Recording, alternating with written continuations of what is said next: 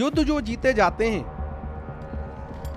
किसी तलवार के बल से नहीं जीते जाते, ये अंदर की विल पावर उससे जीते जाते हैं। आप किसी भी धर्म से संबंध हो, नाम तो उस परमात्मा के एक ही है ना। हमारा आवागमन है कर्मों के आधार पे।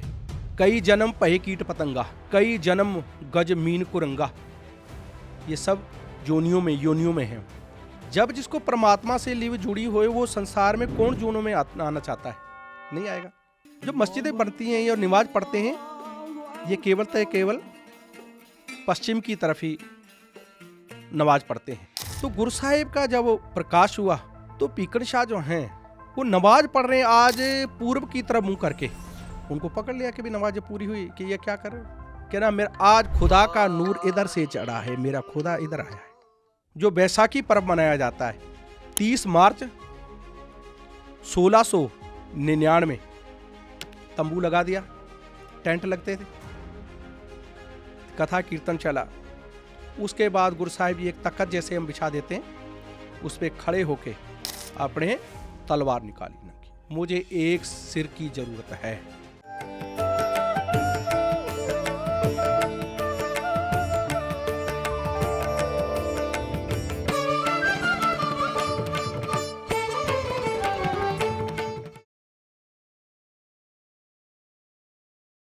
वाहेगुरु जी दा खालसा, वाहेगुरु जी दी फतेह। बहुत बहुत स्वागत है आप सभी का हमारे कार्यक्रम गुरु संगम में। दर्शकों, आज हम बात करने वाले हैं गुरु गोबिंद सिंह जी के इतिहास के बारे में। गुरु गोबिंद सिंह जी यानी कि सिख धर्म के 10वें गुरु। गुरु गोबिंद सिंह जी का नाम जब भी हम लेते हैं तो एक योद्धा की छवि उभर के आती है। लेकिन क्या आप ये जानते हैं कि उस समय में ऐसा क्या हुआ था कि गुरु गोबिंद सिंह जी को एक योद्धा के रूप में परिवर्तित होना पड़ा? न केवल वे खुद एक योद्धा के रूप में परिवर्तित हुए, बल्कि उन्होंने बाकियों को भी योद्धा के रूप में परिवर्तित होने के लिए प्रेरित किया। उन्होंने एक अलग पंथ यानी खालसा पंथ की स्थापना की। ऐसी बहुत सारी छोटी छोटी जानकारियां जो हमें नहीं पता, ऐसा बहुत सारा इतिहास है सिख धर्म का जिसके बारे में शायद हम नहीं जानते। आज इसी इतिहास को जानने के लिए हमने अपने कार्यक्रम में बुलाया है सावित्री नगर में स्थित गुरुद्वारा श्री गुरु सिंह सभा के हेड ग्रंथी ज्ञानी चरण सिंह भाई जी को। तो चलिए कार्यक्रम की शुरुआत करते हैं और उनका स्वागत करते हैं। भाई जी, बहुत बहुत स्वागत है आपका हमारे कार्यक्रम में। बहुत बहुत धन्यवाद आपका। वीर जी, जैसे कि आज का जो हमारा विषय रहने वाला है वो गुरु गोबिंद सिंह जी को समर्पित है, क्योंकि प्रकाश पर्व उनका जैसे कि अराउंड द कॉर्नर है। तो आपसे यही जानना चाहूँगी सबसे पहला सवाल कि गुरु गोबिंद सिंह जी को जब हम देखते हैं तो एक वॉरियर के रूप में हम उनको देखते हैं। उन्होंने क्या क्या किया है समाज के लिए ये हमें पता है, लेकिन उनका जो बचपन रहा, उनको ये शिक्षा कैसे प्राप्त हुई, इस बारे में बहुत ही कम लोगों को जानकारी होगी। तो मैं चाहूँगी कि आज उनकी जो विषय की शुरुआत हो रही है वो इसी से हो कि कहाँ उनका जन्म हुआ, कौन उनके माता पिता थे, कैसे बड़े हुए वो। बहुत ही अच्छा आप जी ने ये सब्जेक्ट चुना है। तन तन श्री गुरु गोविंद सिंह महाराज जी, जो इनका आगमन है, जो प्रकाश है, जो जन्म है, वो पटना की जो धरती है बिहार, हाँ जी, वहाँ इनका जन्म हुआ है। जन्म 22 दिसंबर 1666 में। आप जी के पिताजी, जिनको दुनिया जानती है, जिनको हिंद की चादर के नाम से जाना जाता है, लाखों श्रद्धालु जो गुरुद्वारा शीशगंज साहिब में नतमस्तक होते हैं, ते आप जी के बाबत तो दशमेश पिताजी की बानी भी है कि तेग बहादुर सिमरी है, घर नौ निध आवे धाए, सब थाई होए सहाय। सिख मत के एक परमात्मा का आप नाम मांगो, पर बहुतात की गिनती आज के युग में मैं आराधना करूं, मैं पूजा करूं, मैं सिमरन करूं, मुझे धन दौलत मुंह मांगी मुराद मुझे मिल जाए, तो उस हिसाब से कि जो ये शब्द आता है, कार नाउनित आवे ताए सब थाई होए सहाय, ते हजारों लाखों की गिनती में गुरुद्वारा शीशगंज साहिब चांदनी चौक वहाँ पहुँचते नतमस्तक। बहुत सारे श्रद्धालु सुबह 2:30 बजे 2 बजे पहुँचते हैं वहाँ, कि सिमरन भी होता है, कीर्तन भी होता है, पर जो जिस भावना से जाता है वही उनको फल प्राप्त होता है। गुरु साहिब ने अपने जीवन के बारे में जो दसम ग्रंथ की जो वाणी है, अपने आने का जो प्रयोजन है संसार में, उसके बारे बता रहे हैं। लोगों को यह पता है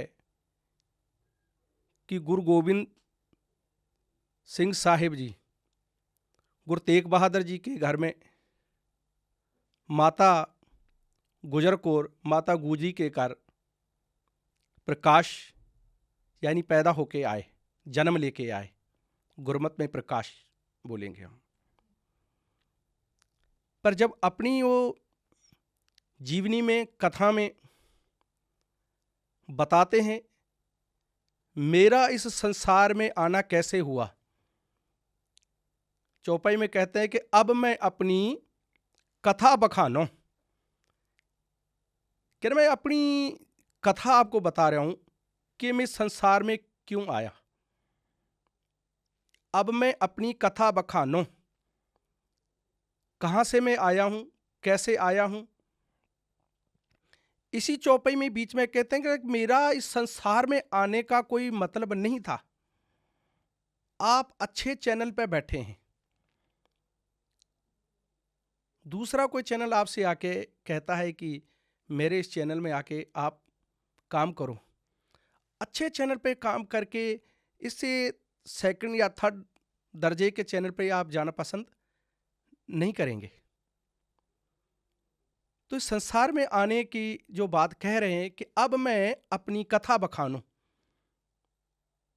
तो बीच में कहते हैं कि चितना भयो हमरो आवन कह, मेरा इस संसार में आने का कोई चित नहीं था, मन नहीं था। मन तो तब हो कि मन तो परमात्मा में जुड़ा हुआ था। चितना पयो हमरे आवन के, चुभी रही सुरत प्रभ चरणन में, मेरी सुरत परमात्मा में लीन थी। अब ये कौन थे जिनकी सुरत प्रभु में लीन है? यहां जन्म लेके तो आए गोविंद राय के रूप में, पर आप कहते हैं कि अब मैं अपनी कथा बखानो, तप सादत जे बिद मोय आनो। कहां कर रहे थे तपस्या? बताते कि हेमकुंड पर्वत है जहां, हेमकुंड साहिब की जो धरती है उससे आगे और कोई पहाड़ी नहीं है। हाँ जी। हेमकुंड पर्वत है जहां, सपत श्रृंग शोभित है तहां।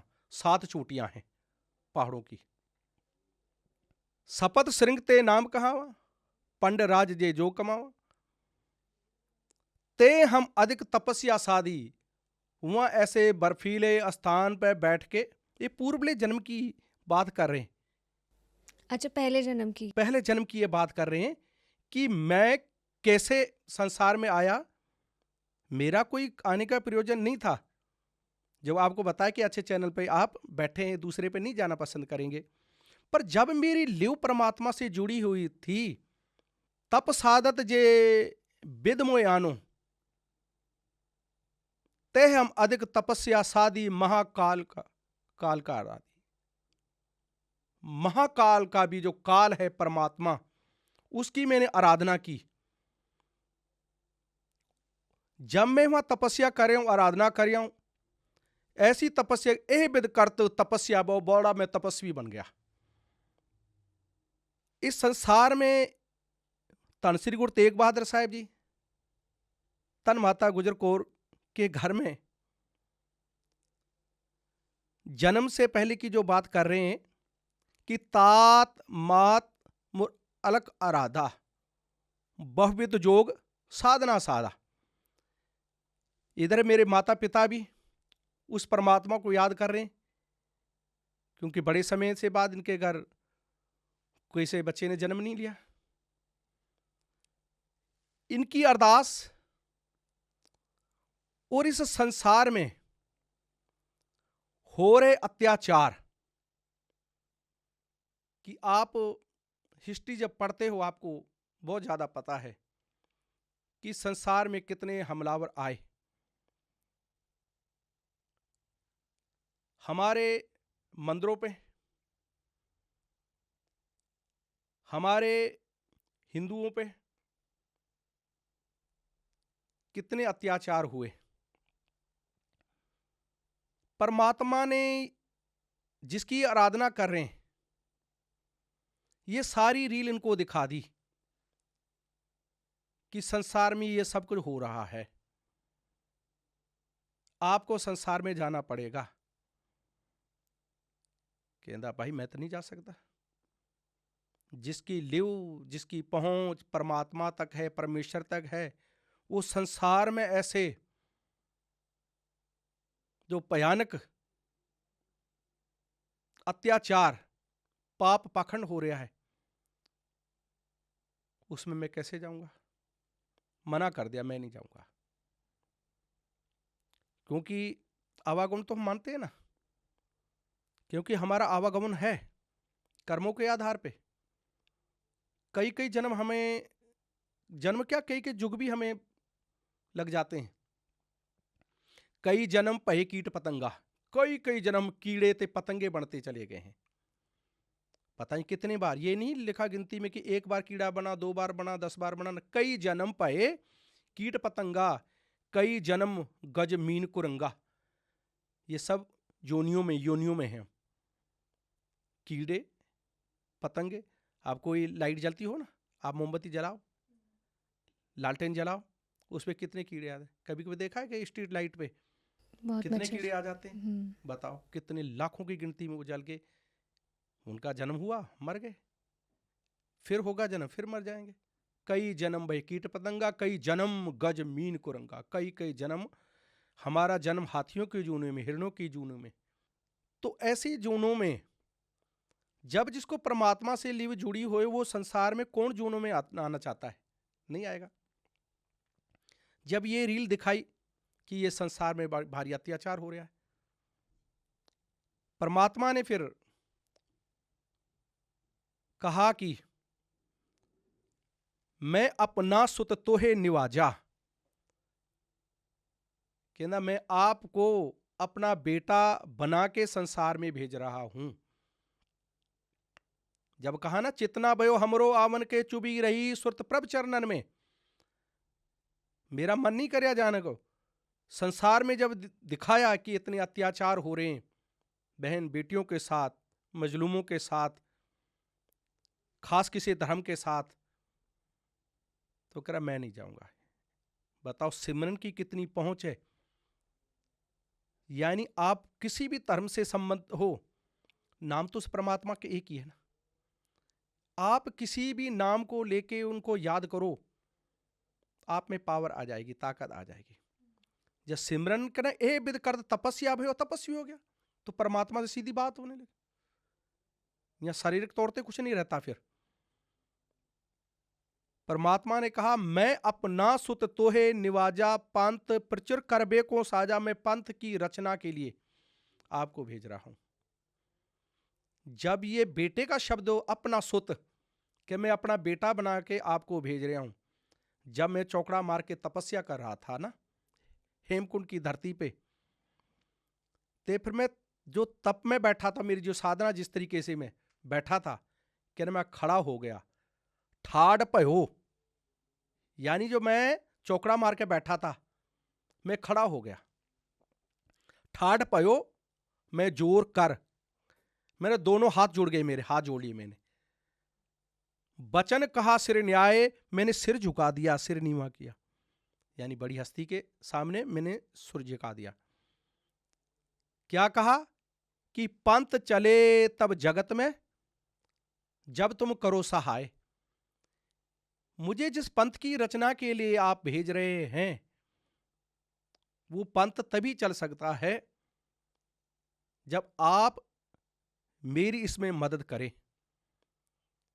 इधर फिर तात मात मोर अलग अरादा, बहुविध जोग साधना साधा, तिन जो करी अलग की सेवा, ताते पहे प्रसन्न गुरुदेवा। इधर मेरे माता पिता की बंदगी और अरदास इनकी सफल हुई। जब परमात्मा ने मुझे हुक्म जो दिया, तब मैंने इस कलयुग भरे समय में जन्म लिया। पटना शहर की दिन, पटना शहर विखे पहुलयो, यानी पटना शहर की धरती में मेरा जन्म हुआ। जब प्रकाश हुआ, सैयद मुसलमानी मत में क्या है कि हम अपने मंदिर, खास करके हम पूर्वली हो दिशा तो मंदिर बनाते हैं। तो गुरुमत में भी गुरुद्वारे किसी डायरेक्शन में हमें जगह मिल जाए तो इसे हम दरवाजा बना लेते हैं, किस तरफ ही मुंह करके हम पूजा पाठ कर सकते हैं। खास करके पूर्वली करते हैं हिंदू मत में, पर ना भी होता ऐसा कोई वो नहीं है। जो मस्जिदें बनती हैं और नमाज पढ़ते हैं, ये केवल पश्चिम की तरफ ही नमाज पढ़ते हैं। तो गुरु साहिब का जब प्रकाश हुआ तो पीकड़ शाह जो हैं वो नमाज पढ़ रहे हैं आज पूर्व की तरफ मुंह करके। जो पश्चिम की तरफ नमाज पढ़ने वाले, क्यों, जो प्रकाश हुआ, जब उनके अनुयायी थे देखने वाले, उनको पकड़ लिया कि भी नमाज जब पूरी हुई कि ये क्या कर रहे हो, कह ना मेरा आज खुदा का नूर इधर से चढ़ा है, मेरा खुदा इधर आया है। फिर तैयारी कर ली जाने के लिए कि ना भाई देखा जब, क्योंकि जो सिमरन करता है किसी भी मजहब का, धर्म का हो, उसको पावर आ जाती है। उसने देखा कि बहुत ही शक्ति लेके आए। तो इतिहास हमें बताता है कि वो दो कुजे, यानी दो बर्तन या दो डलिया या मिट्टी के भांडे जो होते हैं, उसमें अलग अलग तरह की चीज़ या दूध या मिठाई लेके जब पेश हुए घर में, तो पहले तो पड़चोल की कोई दुश्मन तो नहीं है, वैरी कोई बाल को कोई खतरा पहुंचे। फिर ये दोनों ऐसे हाथ किया भी किस धर्म को रखें, किसको मारेंगे। दोनों पे हाथ रखा कि मैं किसी खास धर्म को मारने के या उसका नहीं, मैं था केवल मजलूमी की रक्षा के लिए इन दोनों को मिला के एक तीसरा पंथ में बनाने के लिए संसार में आया हूं। तो इससे पता हो, जब आप 3-4 साल की अवस्था में हुए, तब आप, जैसे हम कोई भी खेल खेलते हैं, 4 लड़की या 4 लड़के हैं तो 2-2 आपस में बढ़ जाते हैं, फिर उसमें कौन जीता है। ऐसे ही बच्चियों की 2 टोली बनाते पटना की धरती पे ही गंगा के किनारे जाते खेलने के लिए। हमारे हिंदुस्तान की धरती पे इन राजों ने, इन हाकमों ने हमें बुजदिल बना दिया था। हम अपनी आज से 30-35 साल पीछे चले जाओ, 40 साल पीछे चले जाओ, और किसी खास ऐसे गली से निकलोगे ना, वहां से जूतियां पहन के भी नहीं निकलते थे, ऐसी ऐसी जगह पड़ी हैं। तो बड़े धर्म वाले किंदा भी ये छूत हैं, इनको ऐसे निकलना, ऐसे नहीं निकलना, यहां नहीं जाना, यहां नहीं जाना। हमारे टाइम अब तक भी आप 35 साल पीछे चले जाओ, फला किसी जाति को कुएं के आसपास फटकने का भी कोई मतलब नहीं था। बेचारे 2-4 घंटे से लिया के पानी के लिए खड़े होते, कोई भर दे तो ले आते। तब गुरु साहिब ने क्या, मैं किसी खास धर्म को बचाने मारने ऐसे नहीं, मैं पंथ की रचना के लिए, मतलब एग्जाम्पल दे दिया, दोनों पे हाथ रखे, 2 दल बनाते, फिर उनका युद्ध करवाते। कोई बादशाह हाकम निकलता तो बच्चों को ये सिखाते, इनका मुंह छिड़ाओ, इनसे डरो मत। उनको युद्धों के जो जिस तरह के युद्ध होते हैं वो बचपन ही में नहीं सिखाना शुरू हुए, क्योंकि उनको पता था मुझे क्या करना है। तो जंग में जैसे युद्ध होते हैं वो विद्या शुरू से ही देना शुरू कर दिया बचपन में, 3 और 4 साल की अवस्था में ही। ये पटने की धरती का हाल आपके सामने मैंने रखा है। तो वीर जी, जैसे आपने बताया कि बचपन से ही उन्होंने युद्ध, 3-4 साल की उम्र से ही युद्ध की शिक्षा देनी शुरू कर दी, मतलब वो खुद पहले से ही ट्रेंड थे। तब जैसे आपने पूर्व जन्म की बात, हाँ, जब कह ही दिया उन्होंने जी, कि भाई मैं संसार में पहले तो नहीं जा रही हूँ, आप कह रहे हो तो मैं जा रही हूँ। तो वीर जी जैसे अभी आपने बताया था कि 2 धर्मों को मिला के उन्होंने पंथ की स्थापना करनी थी, तो उन्होंने करी आगे खालसा पंथ की स्थापना। तो उस बारे में आप थोड़ा बताएं कि खालसा पंथ की स्थापना उन्होंने कैसे की, कब की? हमारे देश के अंदर, हिंदुस्तान के अंदर कश्मीर एक कह देते हैं भी ये स्वर्ग की धरती है। आप गुरु नानक देव महाराज के टाइम से ही देख लो, गुरु साहिब ने तो यहाँ तक बाबर को जाबर कह दिया। शुरुआत इनकी जो हुई हिंदुस्तान में आने की, ऐसे आके पब्लिकों को मारा, लताड़ा करा, स्त्रियों की बेपत्ती हुई, खुरासान खसमाना किया, हिंदुस्तान डराया, एती मार पी कुराने तेंकी दर्द ना आया। एक शब्द गुरु ग्रंथ साहब महाराज ने उच्चारण किया है कि मुगल पठाना पही लड़ाई रण में तेग वगाई, इतना भयानक युद्ध, उसका जिक्र दिया गुरु नानक साहिब ने। सुरग कश्मीर की धरती, जब ये आग सारे हिंदुस्तान के कितने मंदिर तोड़े गए, कितने जियों को मौत के घाट उतारा गया, स्त्रियों की, बेटियों की, बहनों बेपत्ती की गई। अब बड़े धर्म वाले जो पंडित लोग हैं ये कह रहे हमारा धर्म संकट में है, कैसे बचे? आग धीरे धीरे जलती जलती वहां कश्मीर तक ही पहुंच। क्या भी इनको हमारे इसमें धर्म में ले आया जाए? ये विद्वान है, जब ये इस धर्म में आएंगे, खास मुसलमानी मत में, तो हमारी तरफ से ये प्रचार करेंगे। जब इनको बताया कि भाई आप अपने धर्म को बचाना चाहते हो तो आपका धर्म एक तरह से ही बच सकता है। ये धन श्री गुरु तेग बहादुर साहब गुरु नानक देव महाराज की गद्दी पे जो 9वें गुरु बैठे हैं, वो आपकी कोई सहायता कर सकते हैं, तो आपका धर्म बच सकता है।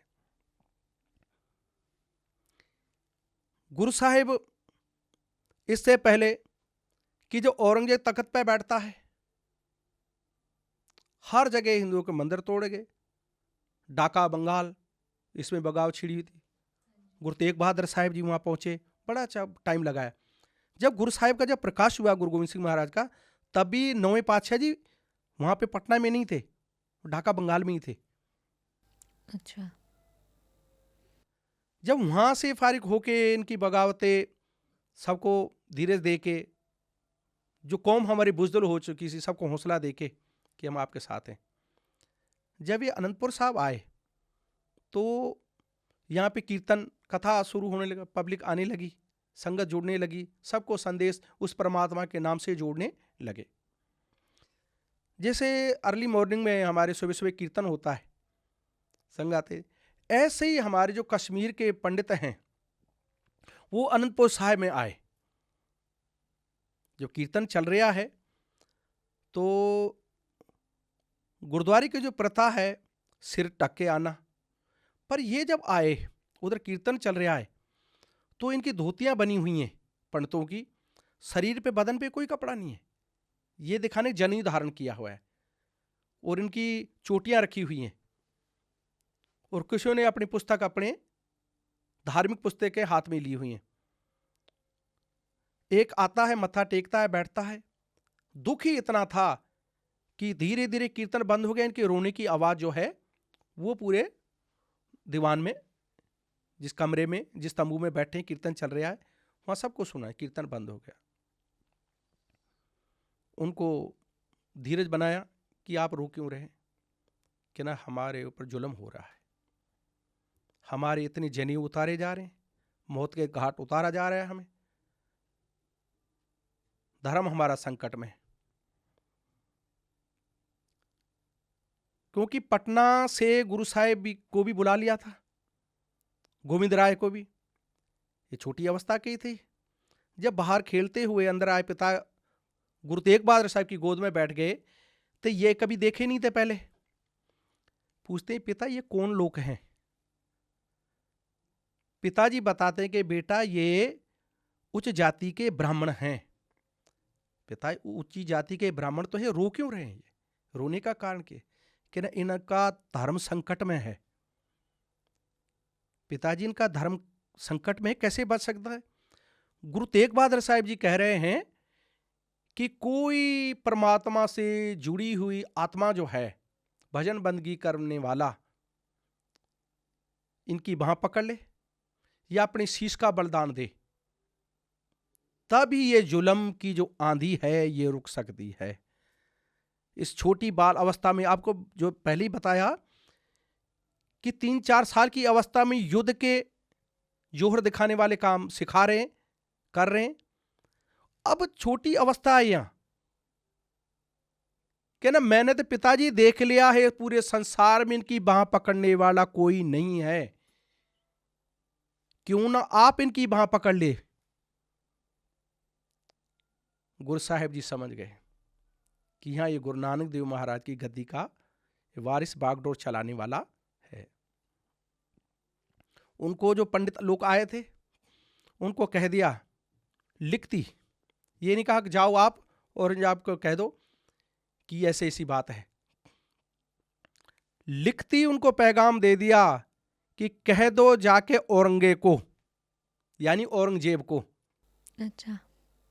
गुरु नानक देव महाराज की गद्दी पे बैठे हुए 9वें गुरु धन श्री गुरु तेग बहादुर साहिब जी को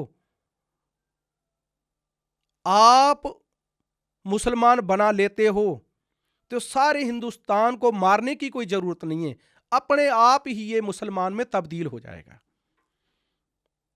ये नहीं कि आज लिखती पैगाम बड़ा टाइम लगता है, पैदल रास्ते हैं, घोड़ों पे सवार हैं, धीरे धीरे जाते हैं, पैगाम उनको मिला कि ये तो सस्ती बात है।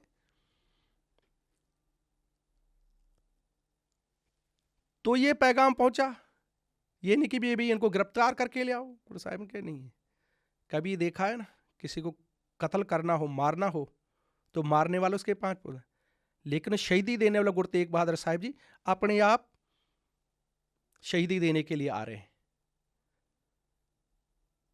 तो धीरे धीरे प्रचार करते करते चारों तरफ आए। हम ये मानेंगे तो 1675 में गुरता गद्दी गुरु गोविंद सिंह को मिल जाती है। नहीं तो जब पता है कि गोविंद राय मुझे कह रहे हैं कि पिताजी इनकी बाह पकड़ लो, तो सारी तैयारी उस टाइम पे कर दी कि आपको गुरु की स्थापना है, आप गुरु हैं। उस वक्त कितने वर्ष के थे गुरु गोविंद सिंह जी? 9 वर्ष के। जब गुरु साहिब जी प्रचार करते करते, और इनकी गिरफ्तारी भी कैसी हुई आगरे में, तो किसी गरीब के जो घास खोदने वाले, पहले क्या घोड़े रखते थे, घास खोदने वाले अच्छा अच्छा घास उसको खोद के ले आना जो घोड़ों के लिए, फिर उसको मंडियों में बेचना। जिनके पास जानवर रखे होते हैं तो हर एक जो घास है वो घोड़ा भी नहीं खा सकता, तो उसको बुलाया गरीब को कि ये अंगूठी कीमती और एक दुशाला जिसको हम शॉल कहते हैं या कपड़ा, वो दिया कि भाई इसको बेच के इसकी मिठाई लेके इस दुशाले में लपेट के ले आना। जब दुकान पे बेचने गए तो उसने कहा ये तेरे पास कहाँ से आई, यानी अपनी गिरफ्तारी आप करवा रहे हैं गुरु तेग बहादुर साहिब जी। तो उसने जो दुकानदार है कोतवाल को खबर करी कि मुझे तो ये फला फला ने दिए, वहाँ से जाके मैंने गिरफ्तार कर लिया। तो यहाँ फिर चांदनी चौक में लाया गया, यहाँ फिर शहादत हुई। जब शहीदी हुई तो यहाँ धड़ से सिर अलग कर दिया गया। जब यही शीश जो है गुरु साहिब का, गुरु तेग बहादुर साहिब जी के लेके अनपुर साहिब की पुरी में पहुंचे हैं, यानी कि पंजाब पहुंचे, और यहाँ धड़ का जो संस्कार है तो यहाँ रकाबगंज जो गुरुद्वारा साहिब है, यहाँ इनका धड़ का संस्कार किया गया, यानी कि ओके। रायसीना जो, तो ये गांव था लखीशाह वनजारे का। उसका काम था कि जैसे आजकल ट्रेनों के साथ, हवाई जहाज के साथ सामान को ले आना जाना, यहाँ पहले गाड़ियों के साथ ही, भाई अगर लाहौर से कोई चूना आ रहा है या नमक आ रहा है तो बैलगाड़ी से आना, गुजरात से कोई आ रहा है तो फला एक था उतरना, फिर अलग अलग शहरों में इनको पहुंचाने का काम। जब ये शीश पहुंचा अनंतपुर साहिब में, तब गुरु साहिब जी पूछ रहे हैं कि भाई वहाँ सिख नहीं थे कोई जो ये कारा हुआ, यानी कि ये घटना घटी। कहना भाई वहाँ तो मुनादी भी कराई गई ढंढोरी भी पिटवाई गई कि कोई गुरु के धड़ को, शीश को कोई उठाने वाला। कोतवाली तो पहरेदार तो लगे हुए थे, तो उनको पता लगे भी कोई आए तो उनको भी मारेंगे, तो उनका भी बहुत सारे थे, पर अपने आप को कोई आगे आने के लिए नहीं था। गुरु साहिब समझ गए कि भाई बुजदिली भी इनके अंदर अभी भरी हुई है और अपनी पहचान छुपा रहे हैं। चाहे गुरु नानक देव महाराज से मत्था टेकने वाले सभी थे, लेकिन ऐसी एक पहचान नहीं थी। अच्छा। कि मैं इनकी डेफिनेशन की जो परिभाषा ही बदल दूंगा। जो लाखों में खड़ा हो कहे मैं गुरु का सिख नहीं हूं, मैं सरदार नहीं हूं, जो सुनने वाला कहेगा ना तू झूठ बोलता है, तू सरदार है। जब गुरु साहिब ने 30 मार्च 1699 जो बैसाखी पर्व मनाया जाता है, हर साल मनाया जाता था। गुरु अमरदास महाराज साहब जो तीसरे गुरु हुए हैं, उनके टाइम से ही पंजाब में बैसाखी मनाई जाती थी। पर इस टाइम पे जैसे हम गुरुद्वारे में, मंदिरों में कोई आजकल प्रोग्राम करते हैं, तब क्या करते हैं, हम संदेशे भेज देते हैं या दीवारों पे पोस्टर चिपका देते हैं या अपने माइक में हर रोज कहते हैं भैया फला दिन फला प्रोग्राम है, आपने ज़्यादा से ज़्यादा आना है। गुरु साहिब ने भी लिखती ऐसे पैगाम दूर दूर तक भेज दिए पूरे हिंदुस्तान में कि इस साल की जो बैसाखी है बड़े जोर जोर से मनाई जाएगी और सारे जो शस्त्रबद्ध होके और अच्छे से तैयार होके आना है। अच्छा। तो गुरु साहिब का ये संदेश पहुंचने के लिए आप तो जैसे आपको यहाँ कोई किसी मंदिर का, किसी गुरुद्वारे का प्रधान का लेटर आ जाए कि मुझे तो बनाया, मैं भी एक प्रोग्राम में कैंसिल करता हूँ, प्रधान ने मुझे बुलाया, मैं जाऊँगा और पहली कतार में बैठने का मौका मिलेगा। ऐसे साहिब जो गुरु के साहिब ऊपर अपने जान निछावर करने के लिए तैयार थे, क्योंकि थोड़ा समय नहीं है।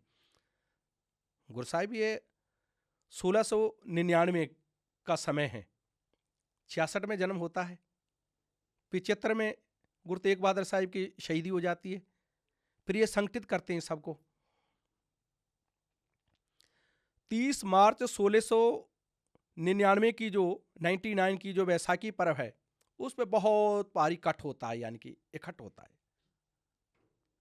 तंबू लगा दिया, टेंट लगते थे, कथा कीर्तन चला।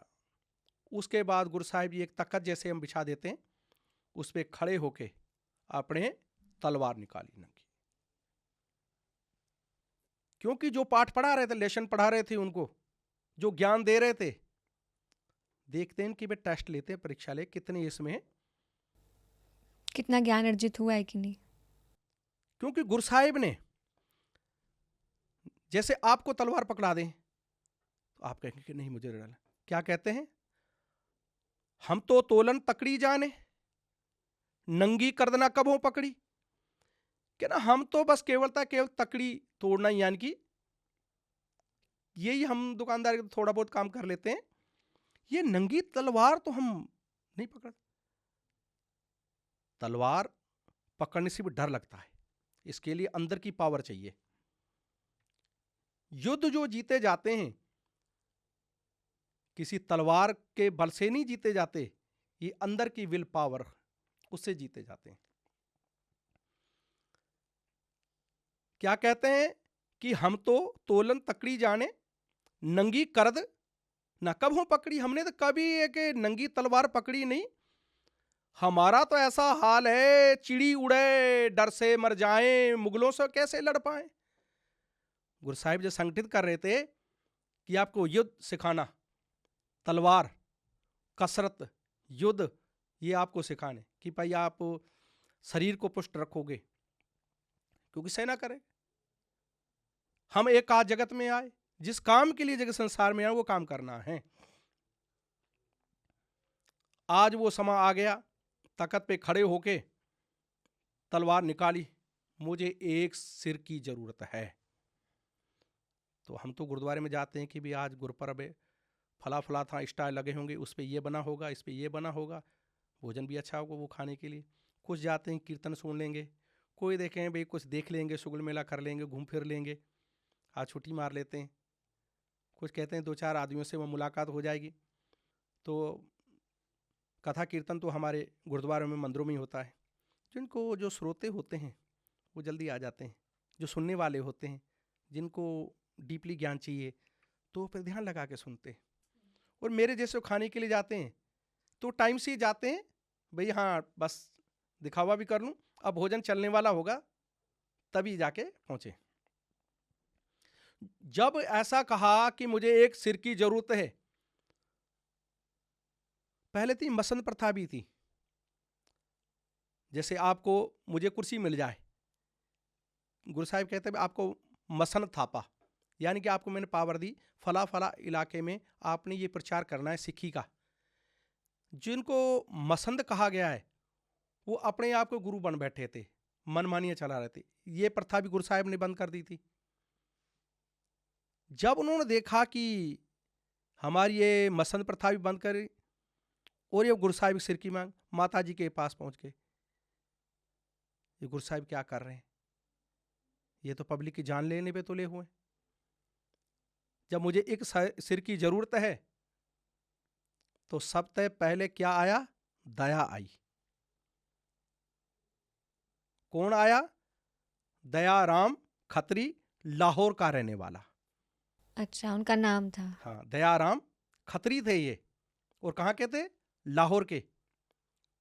भरी संगत में कुछ तो जिन्होंने सुना मेरे सिर की जरूरत है मुझे, तो जो केवल गफ्फा छकने के लिए या लंगर छकने के लिए वो आए थे, पीछे पीछे से भाग गए जो पीछे, और बीच में जो फंसे रहे वो बेचारे ना आगे जा सके ना पीछे जा सके, अब क्या करें। अब उसने आके अपना शीश झुकाया, गुरु साहिब उसको पकड़ा और तंबू में अंदर ले गए, मारी तलवार, सिर अलग लिटा दिया। खून से लिबड़ी हुई तलवार लेके आए, कहता मुझे दूसरे सिर की और जरूरत है। अब तो भाई जैसे कैसे दो चारों को लताड़ते हुए भी भागे तो होंगे, तो नई जगह मिली होगी तो चल भाई जो तगड़ा जवान होगा चलो इनको भाई लताड़ते हुए चला निकल जाता हूं, बाहर तो निकलूं। दूसरा शीश दिया भाई धर्मदास ने, जो जिसका जिक्र इतिहास में दिल्ली का निवासी है, उसको भी तंबू में ले गए। ऐसे ये 5 सिर लिए, भाई दयाराम जी, धर्मदास जी, तीसरा मोकम चंद, उसके बाद भाई हिम्मत सिंह, उसके बाद फिर साहिब चंद। ये अलग अलग स्टेटों से हैं, अलग अलग जातियों से संबंध रखते हैं। सबको तंबू के अंदर लेके इनका सिर धड़ से अलग कर दिया। कहने का भाव, मैं कहता कि मैं फला धर्म ऊंची जाति से संबंध रखता हूं, मैं फला हूं, मैं फला हूं। ऐसे किया, किसी का धड़ किसी का सिर, किसी का धड़ किसी का सिर, एक दूसरे से जोड़ दिए। और इनको नई पोशाक पहना के, दस्तार सजा के, बाणे तैयार करवा के, क्योंकि ये नहीं कि एक दिन की, ये सारे कुछ परमात्मा से जो बात कही कि जब आप मेरी सहायता करोगे तभी मैं जाऊंगा। तो हम एक का जगत में आए, धर्म हेतु गुरुदेव पठाए। धर्म की स्थापना करने के लिए मुझे परमात्मा ने भेजा है। उसकी तैयारी वो बचपने से 3-4 साल की अवस्था में आपको जिक्र किया है कि वो करने लगे थे। अनपुर साहिब में भी पिताजी के शहादत के बाद दूर दूर संदेशे भेजे, हमारे पास कोई आए, घोड़सवार आए, घोड़े दान करे, शस्त्रबद्ध होके आए, तो तैयारी पहले से करने लग पड़े थे। जब इनको सिर लेने के बाद 5 को तैयार बर तैयार करके जब तखत पे लाके खड़ा किया, तो सब कहते हैं कि भाई हम क्यों नहीं चले गए, ये अवसर था हमारे पास। जब गुरु साहिब ने 5 को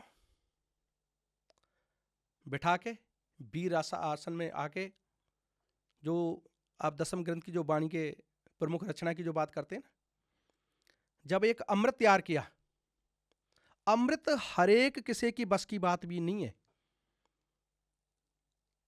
जब आपको कोई कहे ना कि आप फला दिन मंदिर चलना, मस्जिद चलना, गुरुद्वारे चलना, वहाँ पे आपको अमृत पिलाएंगे, तो आप सोचें कि इसमें प्रक्रिया क्या क्या होती हैं, आपको कुछ नियम बताएंगे, ये छोड़ना पड़ेगा। आप सोचेंगे, टाल मटोल करेंगे कि जो मैं काम ये करती हूँ या करता हूँ, ये मेरे छूट जाएंगे। आप कोई बहाना ढूंढेंगे फिर मेरे जैसे, जैसे किसी भाई साहब ने बहाना ढूंढा कि भाई मेरे पास टाइम नहीं है, तो ऐसे ही बहाना ढूंढता है कि भाई जब ये इस पंथ में आ जाऊंगा तो मेरी ये आते मेरी छूट जाएंगी। तो अमृत यानी कहने का हर एक किसी के किस्मत में नहीं है। कर्मे अमृत आण निसारियो। अमृत जब हम पीते हैं ना तो ऐसे ही पीते हैं, कभी गिलास में, कोलियों में, जग में भर के नहीं पीते। अमृत की जो दात है, कभी आप जाओ तो अमृत हम हाथ में ही लेके पीते हैं। शाह सिकंदर ढूंढे आब हयात नु। सिकंदर आबे हयात यानी इस अमृत को ढूंढता है। जब इसको अमृत का कुंड मिल गया कि भाई इसको पी के अमर हो जा, ये संसार समझाने की रीत है कि ये नहीं कि अमृत का कुंड एक बहुत बड़ा समुद्र भरा पड़ा है, वहां से अमृत पिएंगे तो हम अमर हो जाएंगे।